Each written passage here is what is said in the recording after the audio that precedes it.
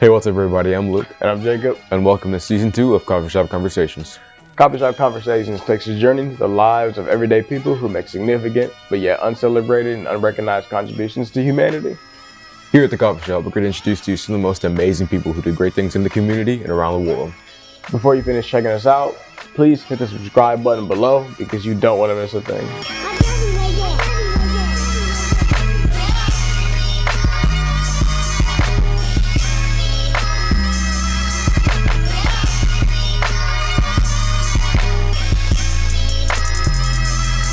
What's up, everybody? We're back here today at Brouhaha Coffee House in Overland Park, Kansas, talking to Mr. Chuck Allen, director and founder of I Am My Brother's Keeper. What's up, Chuck?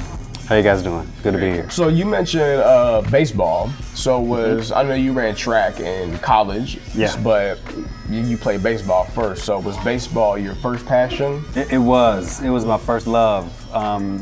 Baseball was a saving grace for me because it gave me something to do after school and a group of people to hang out with. So I love baseball, but there's this thing called puberty and girls that kind of get in the way. Oh yeah. You know, when you get to the age in high school where girls start saying, "Oh, he cute. You want to come up?" You kind of lose focus. You lose track, and as a result, I stopped playing baseball when I was 16. It wasn't until my junior year that I was in a gym class, and they had this thing called the presidential, some presidential awards that you have to compete in all these events. Well, one of the events happened to be the 50-meter dash or 50-yard dash. Oh, yeah. And they pitted me against three guys, and I beat them. And everybody was going kind of crazy, excited, and I didn't understand why. Because those dudes was probably the fastest in the track team. Yeah. And I learned that this guy that I beat won regionals last year, and this guy was the fastest. And a friend of mine who played football, he played football, track, basketball, he played everything. His name was Harry Colin. And Harry said, "Man, you gotta run track."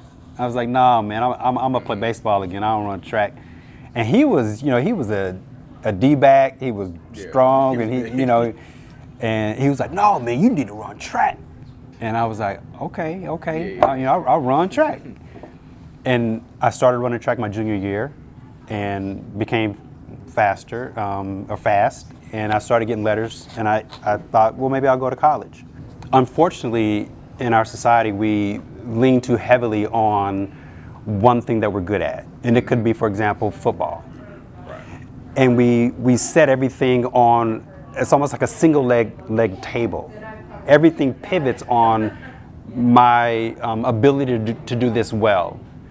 And the problem with that is when that leg is cut off, when an injury occurs, when I can't do this anymore, when they bring somebody else in, the whole table topples.